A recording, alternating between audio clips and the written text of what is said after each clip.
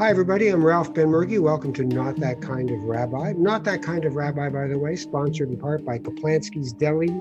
Enjoy a Kaplansky's Delicatessen smoked meat sandwich next time you're in Toronto's Pearson International Airport, if we're ever allowed back into Toronto Pearson International Airport.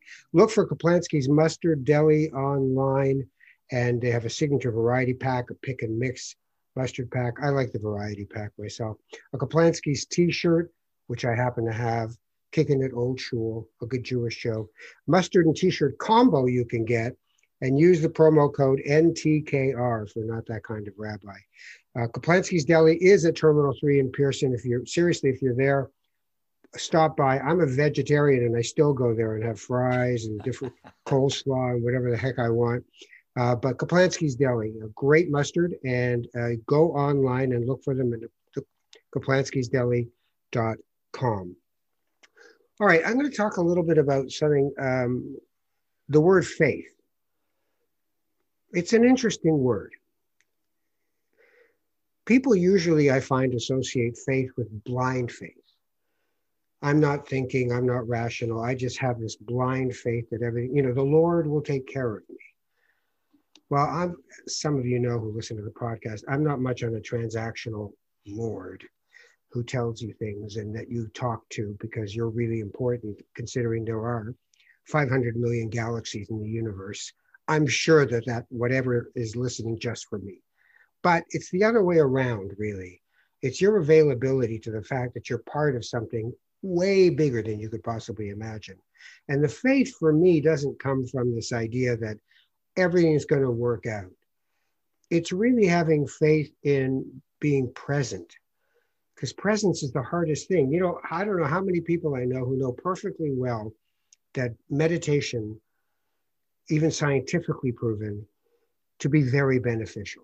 We don't call it meditation apparently anymore. We call it mindfulness, because God forbid we'd have a religious overtone to the word. But meditation itself, okay? You know perfectly well that if you did it 20 minutes a day at the beginning and the end of the day, your health would improve, your stress levels would go down, your ability to be patient with yourself and other people. You would have an ability to be available, and you have to have faith in that ability. And yet, we don't do it. We just go, yeah, that would probably be better than a double shot of vodka at the end of the day. But, I've tried it, and my mind wandered 1,000 times, and which is called monkey mind, which is what we all live in anyway. But the other part of faith is sometimes things happen and you just have to have faith that you don't understand them, but they happen. So I'll give you an example. One of my sons, my second son of 4. So one of my sons had a friend, and his friend's dad was the assistant coach for the hockey team that my son played on. They were on the select team that got to play in tournaments and have a great time. And this man was the assistant coach, and every time the puck went into our zone, my son was a defenseman. He laughed with me afterwards because he would be on the bench going, get it out, get it out, get it out, no matter what the play was. Now, having grown up as a defenseman in hockey, it's not always the best idea to just panic and get it out. Sometimes if you hold on to the puck, 3 people react as if you're going to get it out, and they skate right by you. Other times, it's a really good idea to get it out, but make sure the outlet pass is actually a real thing. So he would always say, get it out, get it out, get it out. And I was in the supermarket last week, and I'm, looking for the hot peppers, sliced hot peppers, and, whatever I got to get, and decaf coffee. And all of a sudden into my head comes, get it out, get it out, get it out. And I remember him because he passed away a couple of years ago. Really nice guy. And he passed away, and I heard this, get it out, get it out, get it out. And for some reason that I can't explain, and I'm not really a guy for this, I felt like he was around me. And I just said, anything you want to tell me? And I literally got an answer. And it was, don't give up on your kids. Never give up on your kids. And I couldn't believe it. It's like I was just walking down the aisle like, did that just happen? Now, I don't know if it happened or didn't happen, but it happened. So I have to have faith in the fact that not everything that happens to me can be explained. I don't want to have faith that no matter what, I'm special and it's all going to turn out fine for me, because that's just your ego. But if you're available all as much as you can to the actual present moment, you'll find it's easier to have faith in that moment that whatever's happening is okay. That it's not about the like take your kid I have an 11-year-old, that's my youngest, take him for a flu shot. All the way to the flu shot, he's upset, deeply and profoundly upset, because he's going to get a needle. He hasn't gotten the needle yet. The needle itself is just going to pinprick him, but he's got in his mind, this is the worst thing that ever happened. So he's not present at all. He's not noticing the things going by as we go over to the pharmacy. He's just flipping out. And then as he's anticipating, I have to sit and talk to him to distract him from what he's fearful of. And what he's fearing is pain, even though the actual pain is going to be so small, he won't even know what happened. So I'm talking to him and he feels a little pinprick and it's over. And it's just over. And then he starts worrying about whether it's going to hurt later or he's going to get sick from it later. So that's just the way most of us live, in the past or worrying about the future. But if we're present, we can have faith in the situation as it stands. And it's usually not what we think is going on, because we're carrying tons of baggage in and projecting tons of baggage out. So that's my little faith conversation with myself in a supermarket for today. For today's class. I have an old friend I haven't spoken to in ages. He's seen me in public. I've heard him and watched him in public. And I always think, oh, he sounds like he's okay. That's good. But we started off together in campus radio at Ryerson, CKON. And him and a guy named Phil would do the Marley game. Was it the Marley games? I think it was the Marley games. Yes. Yes. And it was like hamsters on wheels getting that thing through the radio station and out into the public, whoever was listening to CKON. But it was a great training ground. And he ended up as one of the Leaf broadcasters. He's done international hockey. He's done everything that you can do in play-by-play and hockey and sports. He's just a really talented broadcaster. We reconnected a little while ago because little did I know he actually loves jazz too. So he's now the perfect human being. Perfect human being. His name is Paul Romanuk. You probably know who he is. And he's with me. Hi, Paul. Ralph, it is wonderful to see you, even if it's virtually. I look forward to actually sitting down and having a vegetarian lunch with you when we can. You're a meat eater, though. Yes, I am, but I would say I'm not a vegetarian, but I don't eat much meat, if that makes any sense. Yeah, and look at all the stuff that's like meat that's out there these days, so that people, can go to fast food joints and get Beyond Beef burgers. So I guess the trend is there. Yeah, it's an interesting thing to be. There are religions where vegetarianism is mandatory. There are certain sects of Hindu that it's mandatory. There are Jains, Jains, where you're a vegetarian. And in the Bible, it's interesting because there's this moment in the desert where the Israelites demand meat. And there's this metaphorical conversation going on where God says, no. And they go, no, we really want it. It's like, no, it's not a good idea. Because it opens the door of your heart to greed, to wanting, because it's meat and I want it. And they go, no, we really want it. And this is all done through the Moses character in the Bible. And finally, God says, okay, you know what? Fine. Just stuff it in your mouth and let the grease pour out both sides. To hell with you. And then they get their meat. And so it's seen as really a symbol of aggression,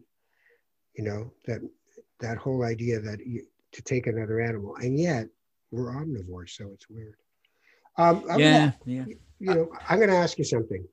I always ask people, were they brought up with any religion at all? And if so, what was it? So were you?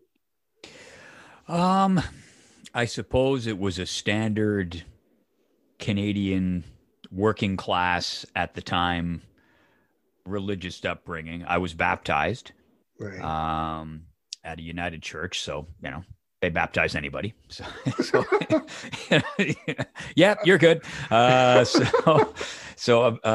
However, my grandfather on my father's side, Ukrainian immigrant, was a Baptist minister. Wow. And as a result, I think my dad's no longer around, and unfortunately, he didn't live long enough where I was able to have an adult relationship with him and have this kind of discussion. But um, he was raised very Baptist, pretty strict, and so his kind of pushback or correction, if you want to use a more modern term, was that there was no religion in the house. I remember going to Sunday school as a very young lad, but it was quickly, no longer really a part of my upbringing. Now we still said, again, that's why I say it was your standard sort of middle class faith upbringing or working class. We still said grace at Thanksgiving, Mhm. and at Christmas and special occasions, somebody would say the grace before the meal and so on. It was not a big part of my life. So when big questions came up as a kid, I remember being pretty young when I started thinking about death. I had older siblings. I was the youngest, and I just kept thinking, what kind of a bad joke is this, that we get a life and then it ends? How did you deal with those big questions when you were a kid? Well, I think for a lot of kids, they probably had a similar experience to you when the sort of, the shoe drops and you realize that things die. You wonder where they go, and carrying that line of thought and reasoning one more step. Well, where do I go? And where is it? Where is it? And I can remember, a conversation as I would have been a boy, tiny boy. But you got a long time to live. Don't worry about that. But there was no discussion per se as to, you go to heaven or you go to hell or that. Again, it wasn't that kind of a religious upbringing that I had. So that's a good question. I suppose I just rattled it around in my own mind. And eventually came to the conclusion as an adult that you don't go anywhere. So you're of that school that we're just here and then we die and it's over. There is no nothing. There's no nothing. There's nothing before. There was nothing after.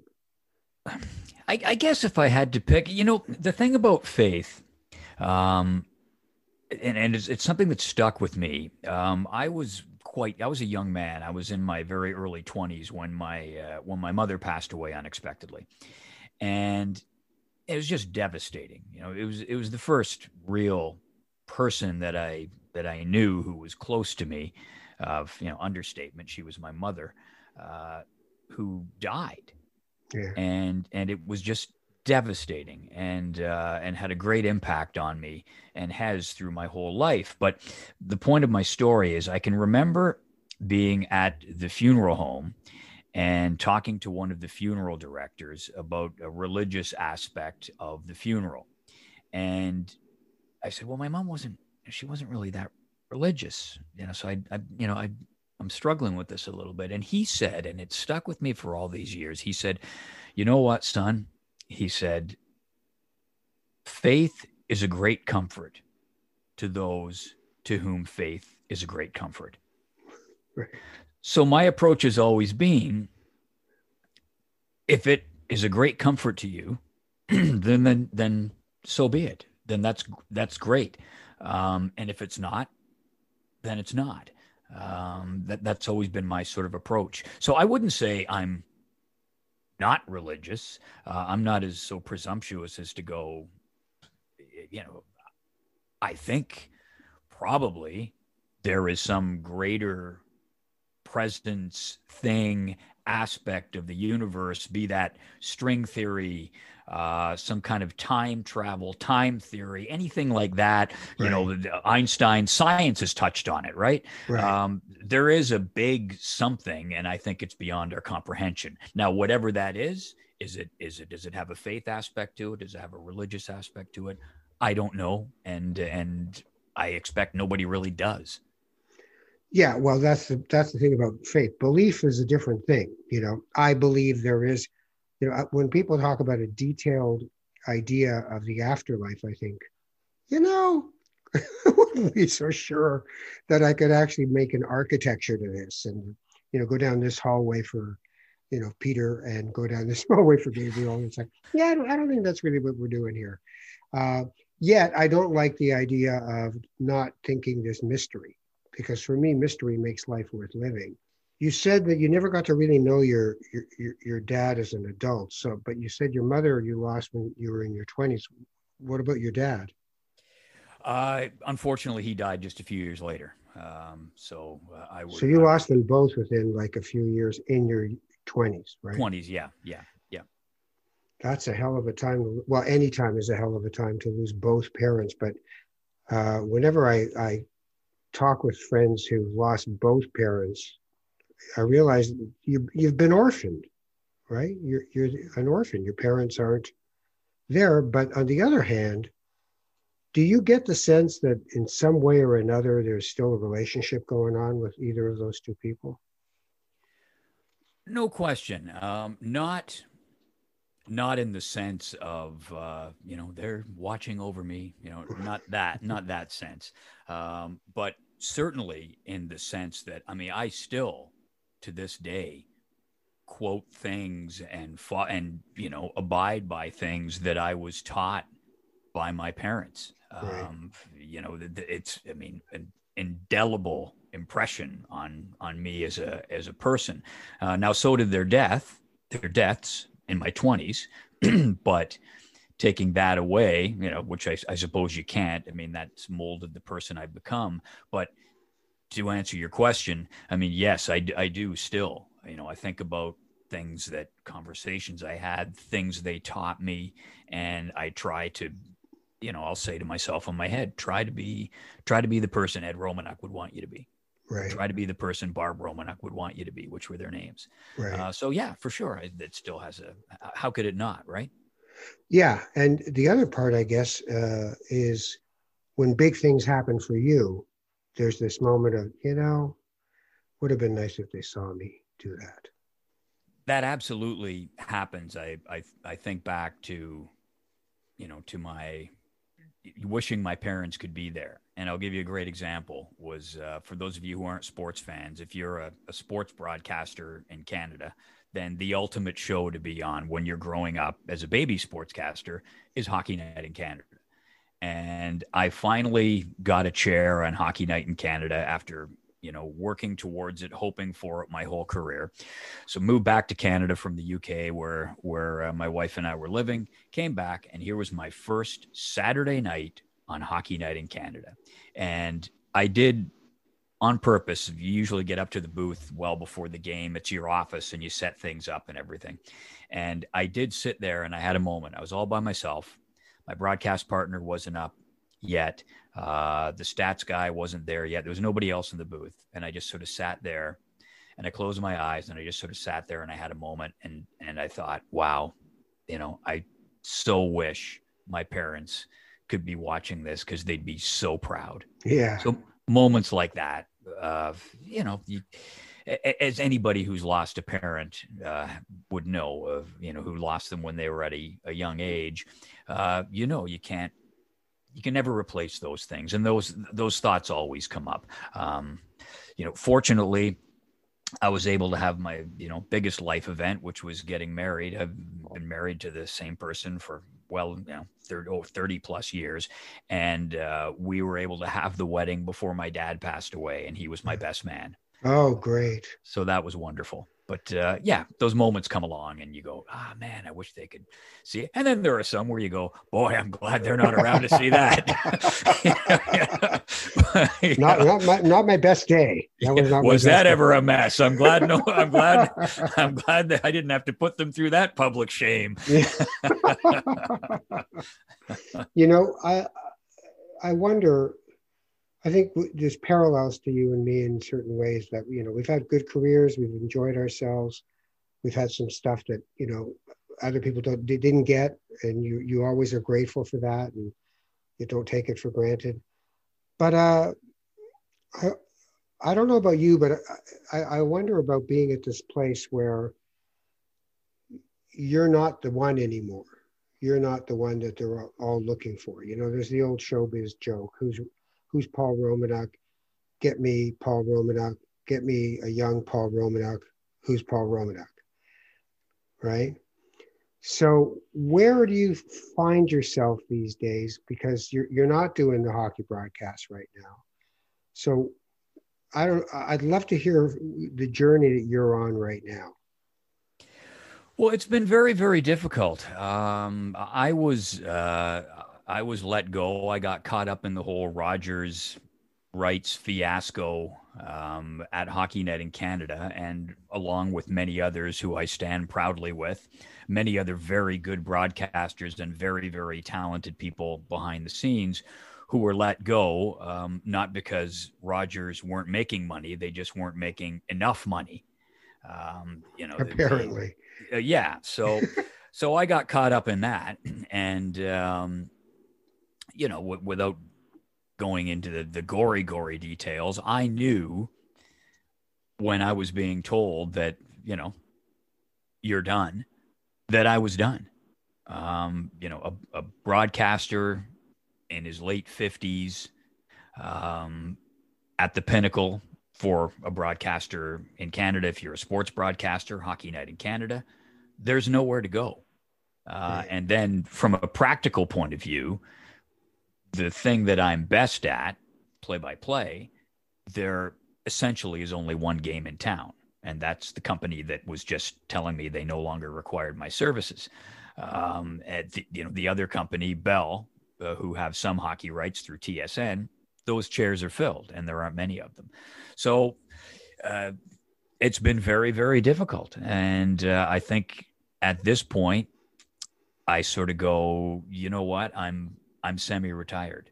I don't expect I will call hockey play-by-play anymore.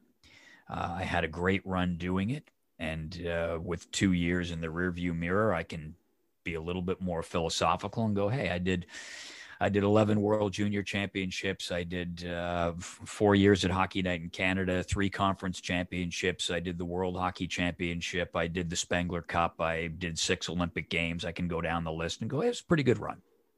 But still, I'd like to still be a broadcaster, but there just doesn't seem to be any room. So I do a little bit of teaching.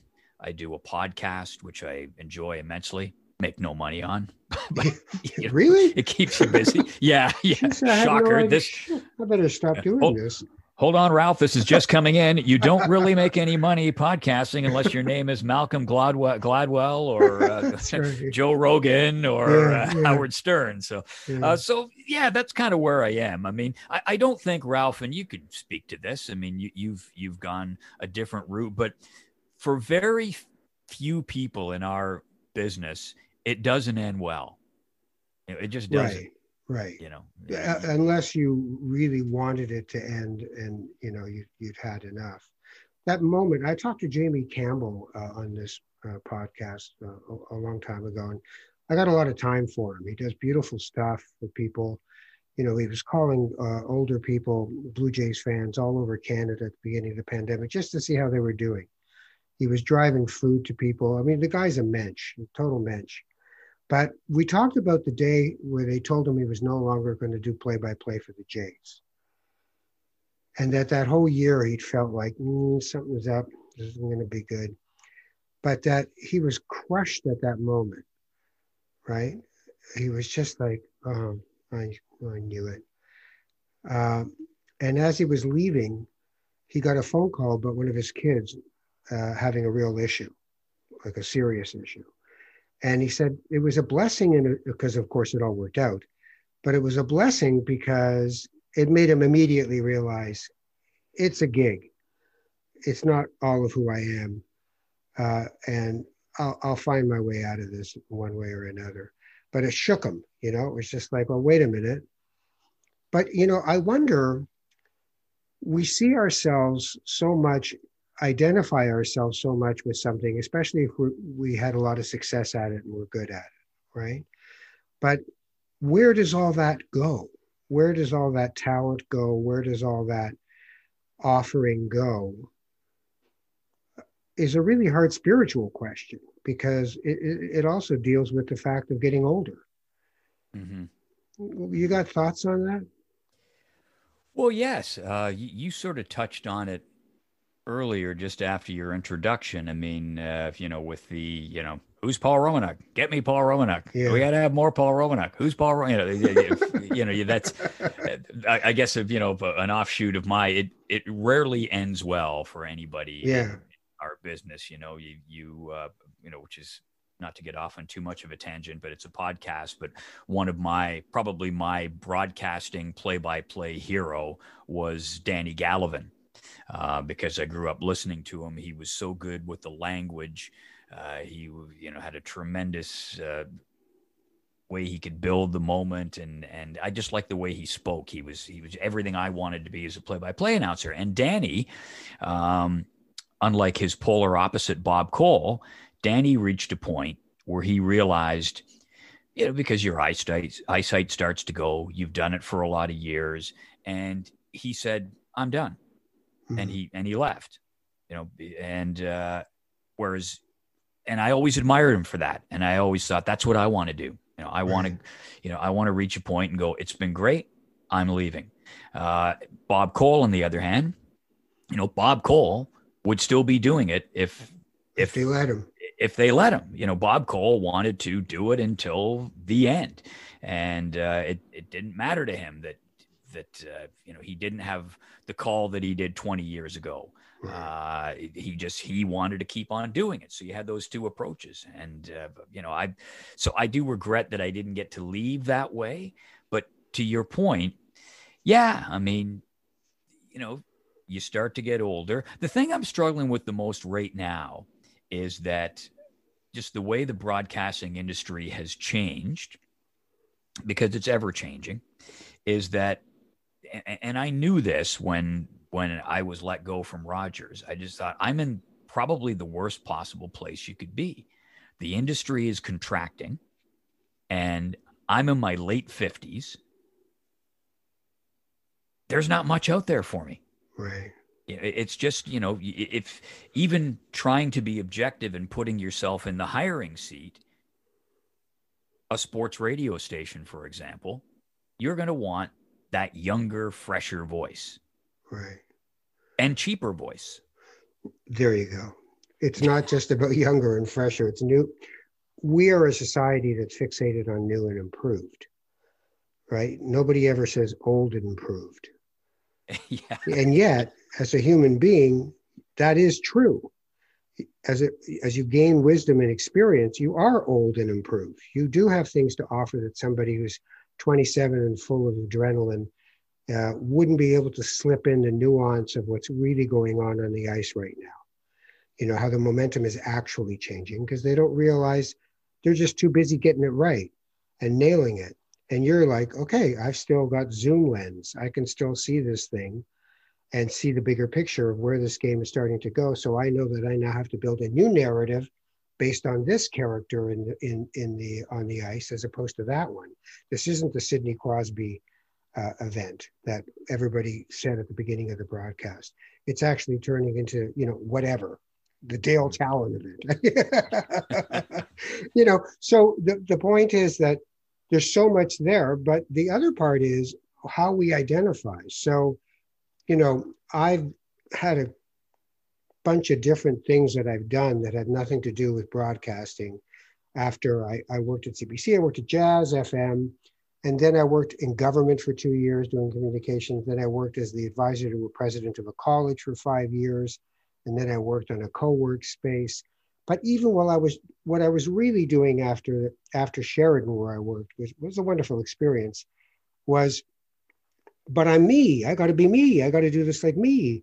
And so it was a much more of a struggle. And it took me, I'd say 2 to 3 years to finally go, just be yourself, be true to yourself, and whatever will come, will come. And you don't know what it's going to be, but it doesn't have to be what it was.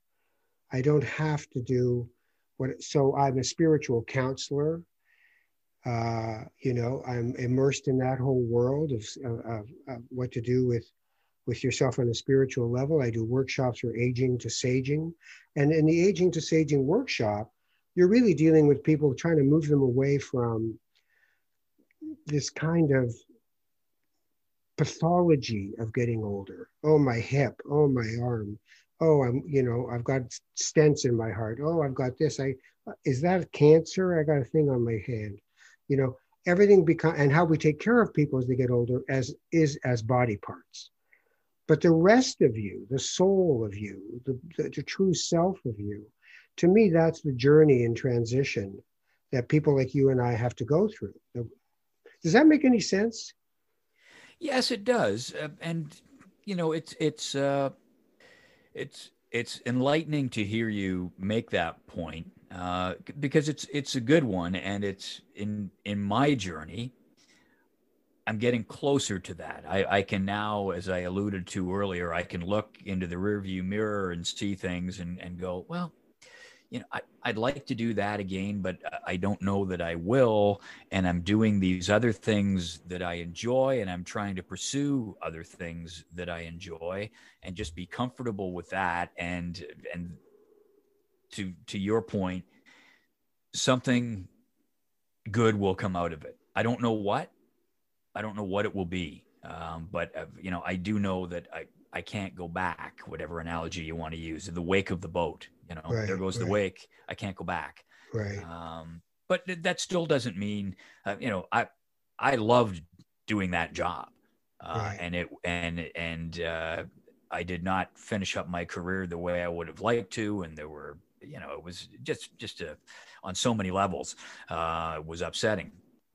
But then again, I've got to look ahead, and I've got to try to be optimistic that in the moment, to your earlier point, be in the moment and things will work out.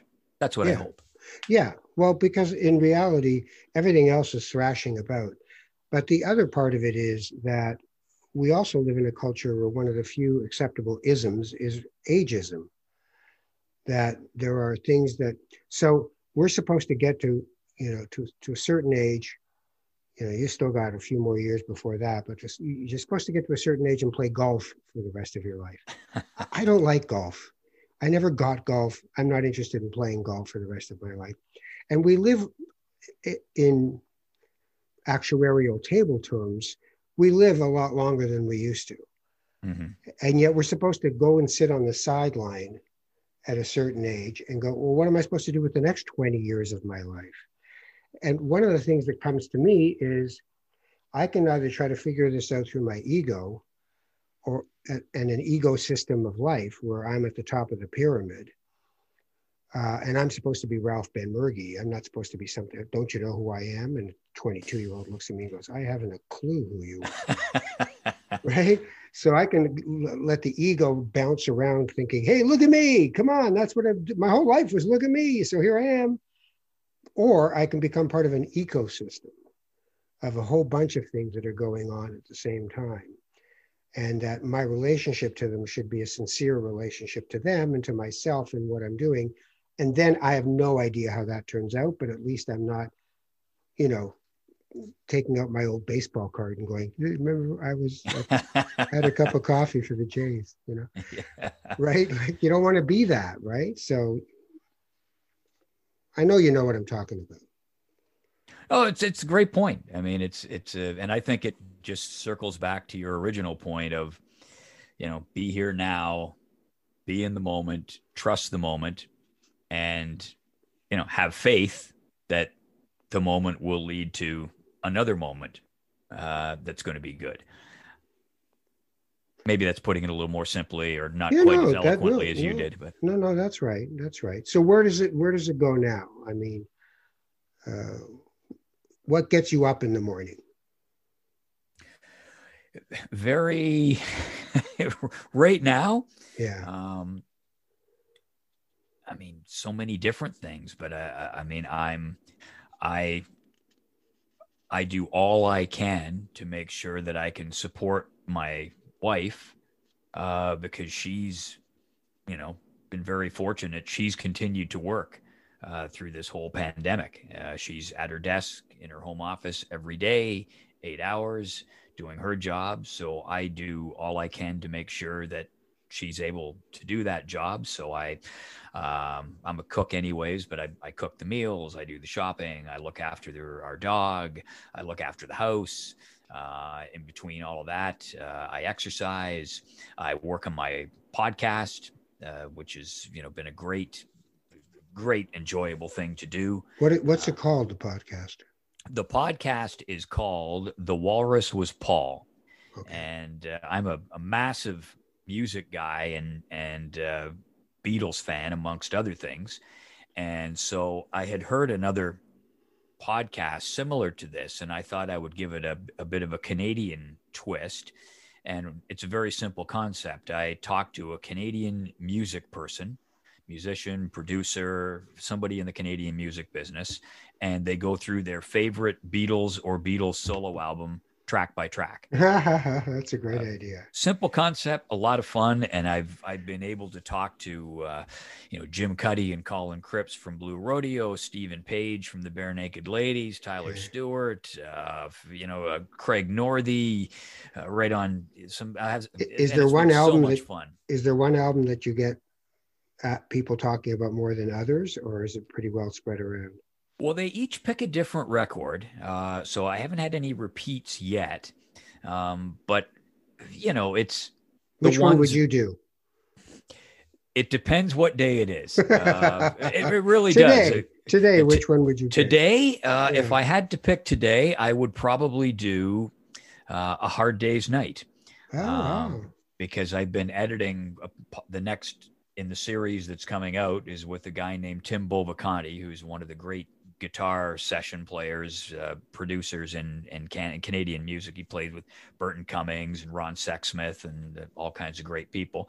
And he picked A Hard Day's Night. So I've been listening to it while I've been putting this podcast together. And it's just such a joyful album. It was they were still a rock and roll band. Yeah. They were still touring, and just the utter joy in songs like Can't Buy Me Love and A Hard Day's Night and I Should Have Known Better and You Can't Do That. It's pure joy, and you can hear that joy. You talk about spirituality.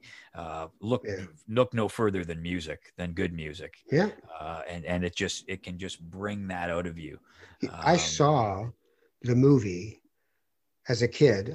My sister and I went to see the movie of A Hard Day's Night, and we'd never seen anything like it. And then, of course, afterwards, the Monkees TV show was basically A Hard Day's Night. Yeah. Right? Yeah. But at the time, it was just like, it was all about fame. It was all about running away from screaming girls. And yet they had that wonderful Liverpudlian sense of irony, right? It's just like, is this not ridiculous? I mean, seriously, this is nuts what's going on here. As opposed to being melancholy about it. They were just all sort of poking you in the eye and going, all right, if you want to buy my lunchbox, go ahead. But that is so, it's very British English. And in that case, Northern English, where I lived over there. I lived in London for 9 years, and you're generalizing, so which is always a danger. But in general, most British people, not every British person is funny, but every British person is prepared for the prospect of being funny. Like there's always sort of a funny take on something. And a perfect example would be if you said to a Canadian, most Canadians, because we're very earnest by nature, annoyingly so sometimes. But Yeah, yeah. but if you said to a Canadian, "Hey, that's a really nice suit you have on," most Canadians would go, "Oh yeah, yeah, it's one of my favorites too. I got it the other week. It's my best suit." Whereas if I said that to somebody from Liverpool, they'd go something along the lines of, "Well, you got to have one. Stole it from me, mate." Something there'd be a joke. That's right. That's right. Immediately, like pushing it right back at you. Enjoy it while you can. I got to return it in about an hour. Yeah, exactly. Like that's the British, and in this case, you picked up on it, the northern English sense of humor, and man, that was part of the appeal of the Beatles and that whole movie where they were essentially playing amplified caricatures of themselves, with Yeah, that sort of northern droll sense of humor. which sometimes we're all doing. We're all Yeah, well, yeah, amplified characters of ourselves. That's the yes, thing. Well, but you see, okay, so there's a new thread, right? There's a passion when you speak of that, right? Like you had a passion for the game, and you have a passion for music. And it's interesting when you talk about the podcast, because really what you're doing is doing a play-by-play of an album with somebody. I guess. Yeah, it You're is. the color commentator, and they're the play-by-play because they tell you about the tune, right? It So, is. Yeah, it's funny. It's true. right, because your mind is already there, where you know how to deconstruct and reconstitute, and then create a narrative. Because if a person who was thrown into a booth to do play-by-play of hockey, they'd be about a second and a half behind every play, and that's as far as they'd get all night. They'd just be a second and a half behind every play, going, "Is that the right name? Is this the right place? Is that what happened? The whistle went. What did I miss the offset? What's going?" But instead, when you have the ability to do 30,000 feet and then give people granular and then tell them a story, that's music, Yeah, right? Get yeah. inspired to do something, create the actual notation to get it done, and then create a story. What'd you think of the movie yesterday? I've my favorite scene by far, and I had a probably with many viewers had a bit of a catch in your throat, was the scene where spoiler alert, but the scene where the main character walked up and knocked on the door of the sort of beach Yeah, hut, and he opened the door, and it was John Lennon in his 70s or whatever, yeah, and then just the whole conversation, the part where you really kind of went a little bit was when he said to him, he goes, "Have you had a good life?" And he said, "Yeah, I've had a good life." And you could, and it was just so well done. yeah, After they should have ended the movie on that scene, in yeah. in my view, because afterwards it kind of spun out of control and got a little Hollywood, and didn't do it for me. But up until then, and that scene was just so well done and such But a nice, don't you want lovely to be idea. that? Don't you want to be that guy? The guy where they knock on the door and go, "Have you had a good life?" And you get to say, "Yeah, I have." Yeah, yeah, You and know? of course, all around it, Ralph, that makes it more poignant is we all know that in reality that poor man was murdered when he was 40, and Yeah, he left behind a wife, he left behind two boys, he left behind friends, and he left God knows what inside that was never going to come out.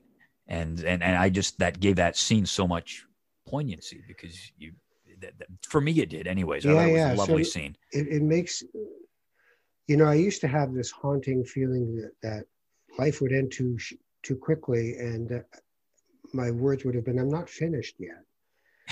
Yeah. Do you ever feel that way? That especially when things change, like they Rogers did their thing and got rid of all kinds of great people. Did you sort of walk out the door going, "I'm not finished yet"? Oh, very much so. And I still feel that way.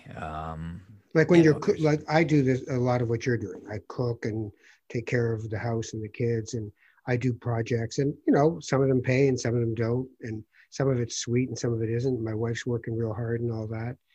Um, and at first, I really found that hard on my ego. It's like, oh, wow, this is it. I'm a house husband.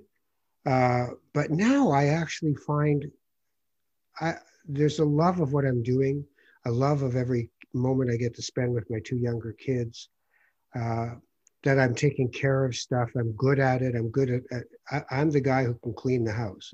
My dad was that guy, you know. But on the other hand, I also find that the more relaxed I am into saying, let's strip away whether it's doing this job or that job. What in essence makes me tick and makes me happy? And then just finding out that I get to do work in those areas anyway, not right away and not for tons of money, but I get it. And it was all because I stopped thinking it had to be a certain way and just thought, well, who are you? What makes you smile? What, you know, doing a Beatles podcast, doing a music podcast, if you love music, gets you out of bed, right? I think professionally, I'm a broadcaster, not necessarily even a sportscaster or a play-by-play announcer, but I enjoy the craft of broadcasting. Right. Of whether it's hosting a music show, which I did at CKLN a little bit, Yeah. whether it's being part of a hockey broadcast, uh, whether it's doing something like this or whether it's doing a podcast, I enjoy the craft of telling a story and interacting with other people. And so professionally, that's what gets me out of bed in the morning. That's what I miss. That's what I really enjoy doing it on so many levels. A live sportscast, there's the aspect of teamwork. To do a live sports broadcast takes so much, and so many people have to do the right things at the right time, and it's a tremendous endeavor. And the buzz that you have walking out of the booth after a well broadcast game is like, wow, that really went well.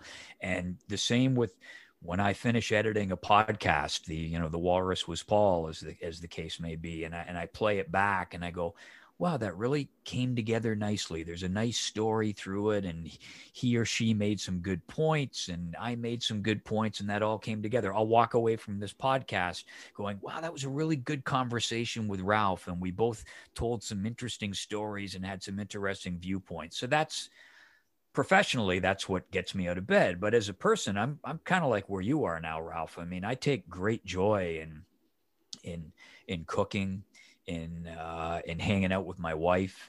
I've got a beautiful senior golden retriever that makes me laugh and smile every day. And I do. I take great joy in all of those things too. So, yeah, I just wish I could kind of find him, a happy Yeah, yeah. medium.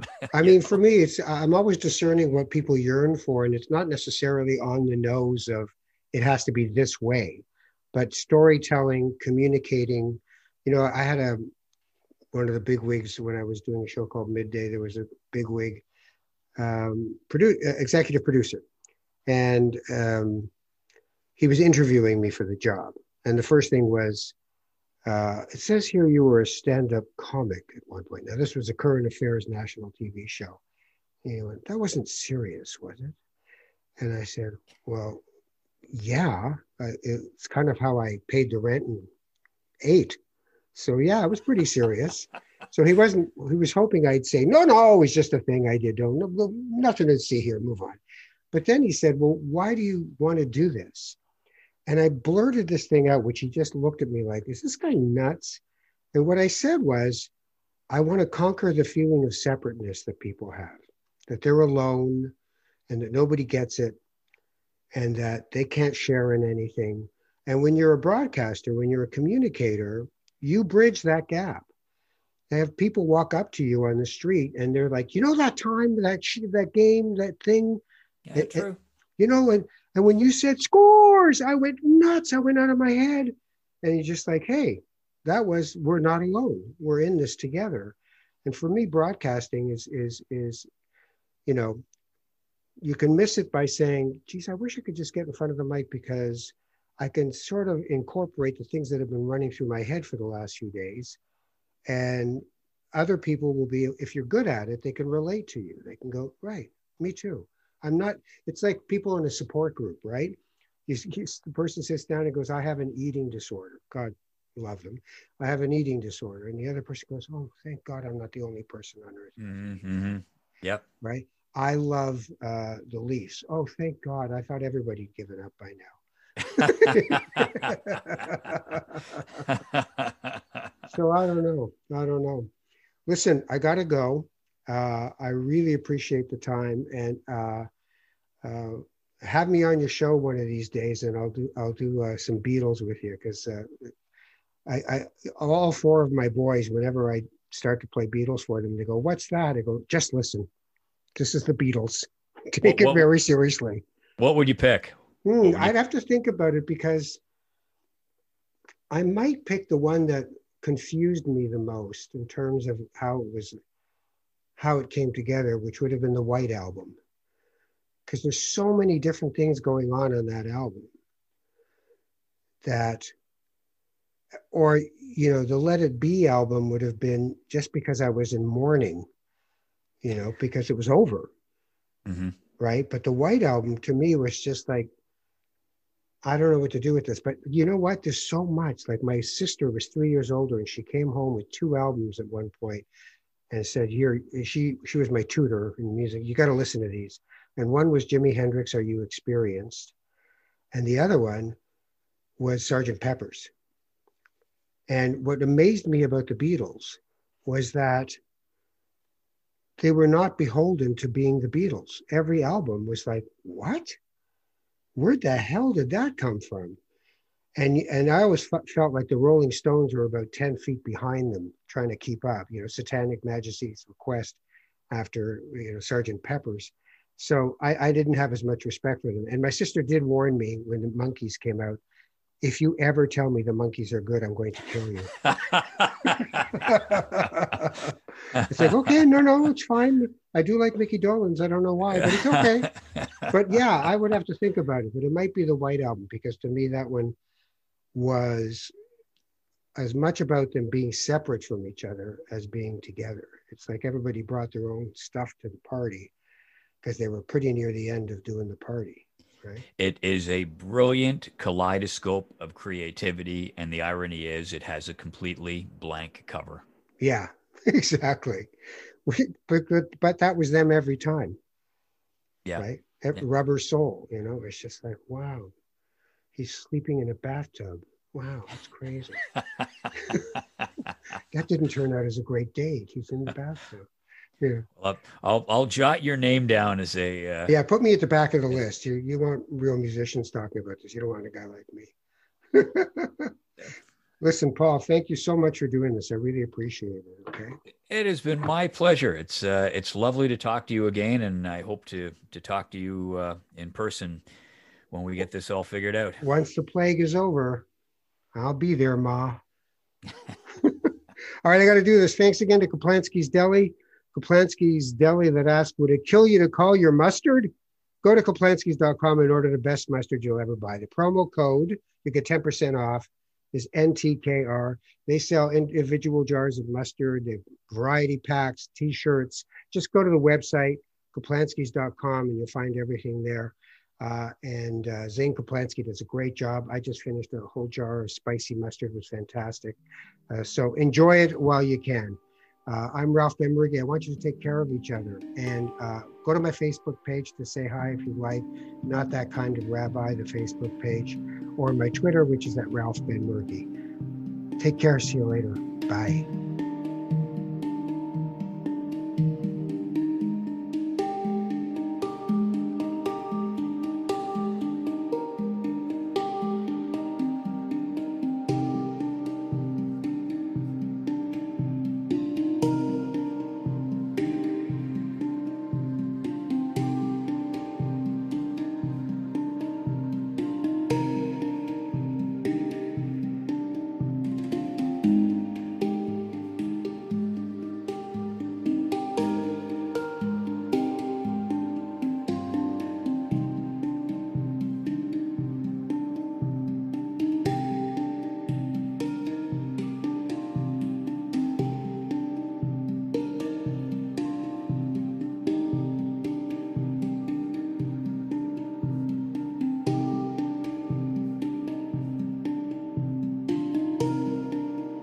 This podcast has been produced by TMDS and accelerated by Rome Phone. Roam Phone brings you the most reliable virtual phone service to run your business and protect your home number from unwanted calls. Visit roamphone.ca to get started.